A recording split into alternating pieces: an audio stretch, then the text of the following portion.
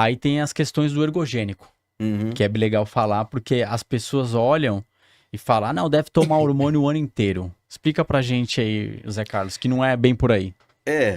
Essa eu já falei algumas vezes, mas talvez não tenha falado muitas vezes ainda. Eu ganhei vários campeonatos mundiais usando suplemento. Eu comecei a fazer protocolo hormonal em 2005. Olha aí. Já Cara, tinha ganhado o mundial em 97, 99, 2001, 2005, que foi eu comecei a fazer O Mundial ele tá falando, mundial. porque ele começou a entrar no fisiculturismo em 88, Nossa. entendeu? Mundial, é. E sempre Tudo assim, no pelo. os protocolos que eu fiz sempre foram muito pontuais, por exemplo, só em período de competição.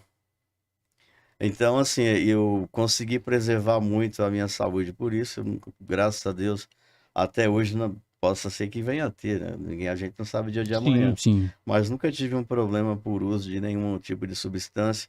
E hoje você vê caras aí de 25, de 30 anos, caras se matando, né?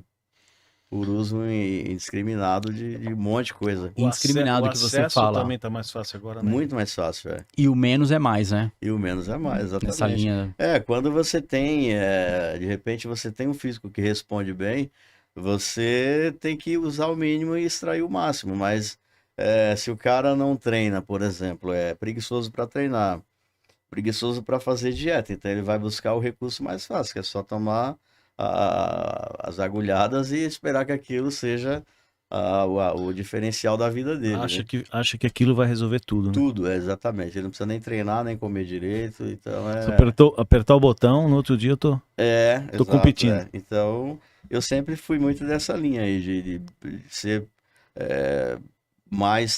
bem mais tranquilo do que os outros e comecei a usar muito depois. Então, hoje, e faço só o que precisa. E assim, eu vou falar agora dentro desse segmento do bodybuilder, né, da questão do ergogênico, a gente sabe que vocês foram os laboratórios, né? Sim. Tipo, vocês foram os pioneiros, né? Não tinha o fisiculturismo não era tão alavancado no Brasil como é hoje. Então você é um dos caras que fez parte dessa história, a gente sabe. E que, não vou falar deu sorte, mas que teve a inteligência e a consciência de não fazer o uso discriminado e fazer o uso da forma correta e ter levado esse número de títulos, né, Guinaldo?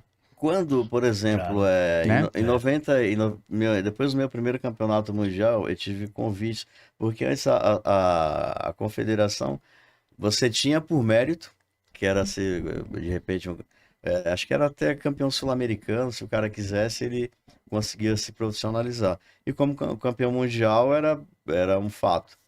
Eu tive muitos convites de me profissionalizar. Só que eu pensei no quanto do que eu precisaria fazer O preço, né? e o quanto eu ia pagar por isso, né? E se ainda isso seria de repente viável para mim, como investimento, porque o que eu tinha de patrocínio não dava para você ir até a rua de baixo.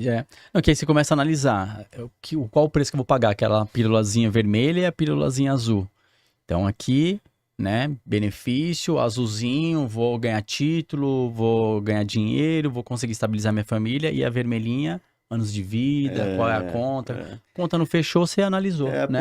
Mas hoje não se pensa muito nisso, né? Hoje o cara, para ele, na cabeça dele, para ele fazer sucesso, ele faz o que tiver que fazer e muito mais. E aí a saúde, o corpo cobra, né? Sim, e nessa questão dos hormônios, né? Eu queria ver com você, porque você tem a linha do tempo. Tem muito mais anos de experiência do que eu. Como era a questão dos hormônios antigamente para agora? Porque assim, a gente sabe que a Dura, ela era do mercado do cenário, né, farmacológico, era na farmácia. A Deposteron é da farmácia. A gente sabe que a Estano não era, né, mas era bonitinha ali e tudo mais. Antiga, bem antiga. Qual que é? A Estanozolol. Primobolan e outras. os laboratórios clandestinos, os undergrounds, existiam na época já? Em 90? Porque, Como é que era? assim, existiam alguns laboratórios, mas não no Brasil. Tudo de fora. Tudo de fora, principalmente Espanha, Índia, é, eram os mais... E eram substâncias mais confiáveis, né? Agora, a maioria dos caras usavam produtos de farmácia, né? Eu Não vou... tinha acesso, né? Eu não vou citar o nome para os caras não começar a comprar, que Sim. até hoje tem, né? E tem drogas de farmácia que, para você sendo um atleta profissional, um cara de anos de maturidade muscular e de dieta e tudo mais, os caras fazem tiro curto de 15, no máximo um mês, porque senão você realmente corre risco de ter uma consequência séria. Isso está no mercado até hoje. Então a base do que os caras tomavam eram substâncias de rede comercial Sim, sim. de laboratório, aqui do Brasil mesmo. E tinha algumas coisas que eram realmente de fora, que era principalmente Espanha e Índia. Eu tô trazendo esse caso aqui justamente porque agora, recentemente, eu não sei se tem...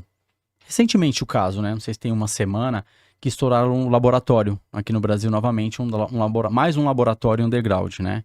Acho que não foram 8 laboratórios, 8 laboratórios que foram estourados. E aí, ó, tá vendo? Os undergrounds aí. Uhum.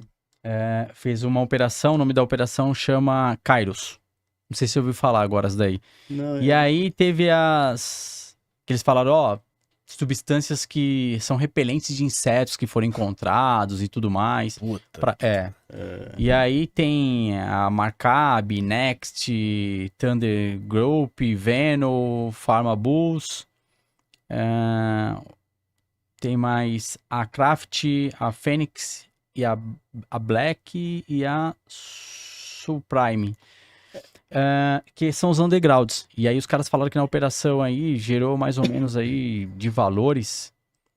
Aliás, essa operação, esses hormônios rodaram por 26 estados. Muito, né? E No assim, Brasil todo, né? e Todo, só o- ficou faltando um, né? Que E é hoje, 27, né? e hoje, por exemplo, né? Você tem, de repente, você tem uma marca underground, mas de repente é uma marca que o cara põe lá matéria-prima boa. Os caras conseguem copiar essa marca também e falsificar. Tem isso também, né? Tem isso também. Então é terrível, né? Esse mercado, até porque não tem como fiscalizar qual produto é bom, qual que não é, né? E nem todos são injetáveis, né? Nem todos, tem orais também e É. tudo mais. Mas dentro dessa linha, falando legal assim pra gente ver, porque assim, o esporte ele se disseminou pro mundo. Não seria viável legalizar o uso e aí fornecer às farmácias, às redes, e dentro disso ter um protocolo de médicos? Então, mas aí bom, eu acho que Porque sim. aí você conseguia brecar essa Eu né? acho que sim, acho que a gente não tem como ter uma fiscalização de forma legal que não já venha corrompida. Imagine, se assim escondido já é essa bagunça que é, imagine se fosse legalizado que não seria de medicamentos falsos vendendo na própria farmácia. Porque, assim, na verdade, tudo parte do princípio que a gente vive em um país de corrupção. Tudo aqui Existe tem o corrupção. legalizar com controle, né? O legalizado com não, controle. acho que- Existe o... Quando você põe esse tablet tablet aqui. teu aqui na mesa que você comprou legalmente. E ele era proibido antes. Eu vou arrumar um jeito de fazer 300.000 iguais e falsificado. Então, infelizmente, é assim.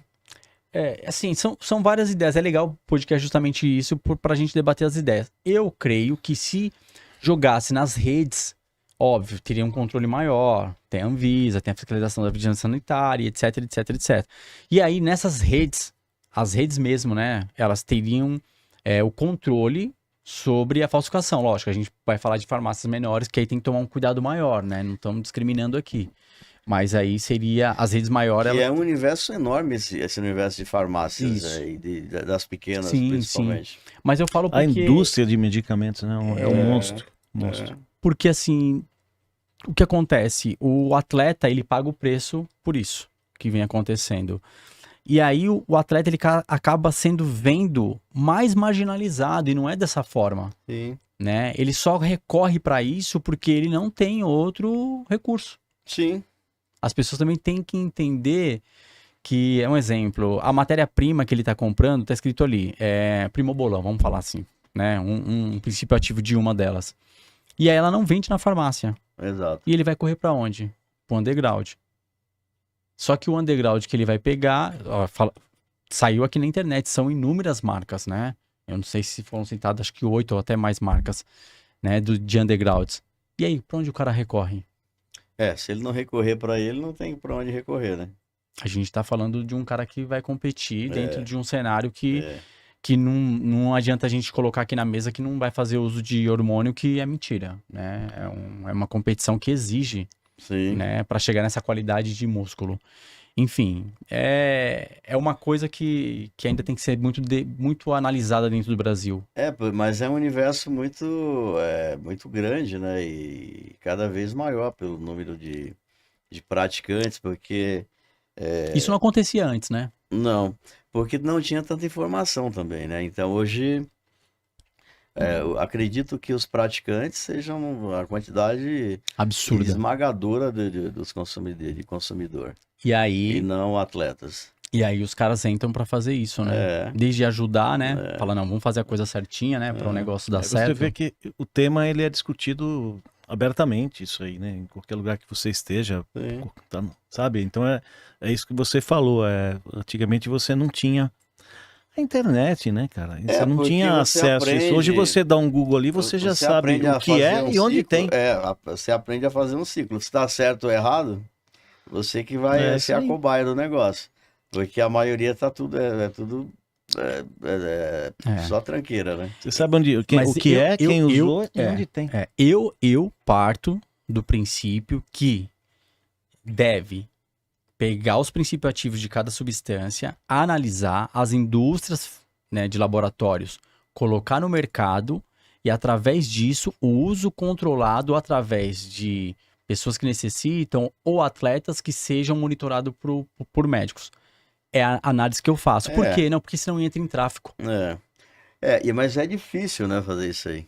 É difícil. É bem difícil. É bem difícil. E- Tem que pensar em estratégias, um exemplo. Você é de uma federação.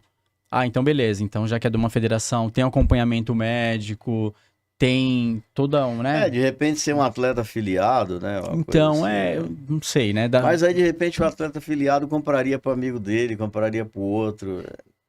Então, difícil, né? É difícil. Esses exigem a prescrição médica para você comprar um equipamento, Exigem. um medicamento desse? Dentro da farmácia, sim. Dentro da farmácia, sim. Esses assim, não. Não, sim. Então, já existe uma regulamentação, né? Vamos falar bem a verdade. Então, é assim, se eu for lá e falar eu quero, o cara fala não posso. Mas é que... É que o como CID, controlar isso, né? é que na hora que você vai comprar medicação, o CID é para pessoas que têm alguma patologia, o uso de hormônio. Então, a pessoa ela é soropositivo, a pessoa ela tem desnutrição, anemia, entendeu? Ou tá muito abaixo do peso, aí faz o uso do hormônio. É para isso, não para fins competitivos, né, José Carlos? Infelizmente. Mas enquanto houver esporte de alto rendimento, e a gente tá... são todos. São todos, é isso que é legal de falar. São todos, porque... Nadador, ciclista, qualquer vai fazer Se você uso. pegar o cara que faz tiro, ele tem o doping específico para a modalidade dele, que é o doping que ele baixa a frequência cardíaca e te mantém mais... Estabilizado ali. mais estabilizado e mais preciso para o tiro. Então, não existe nenhum esporte de alto nível sem pagar o preço, né? Sem sem fazer o uso dos anabólicos. para dar o up, porque ele sai do estágio humano e vai pro sobre... Por isso que existe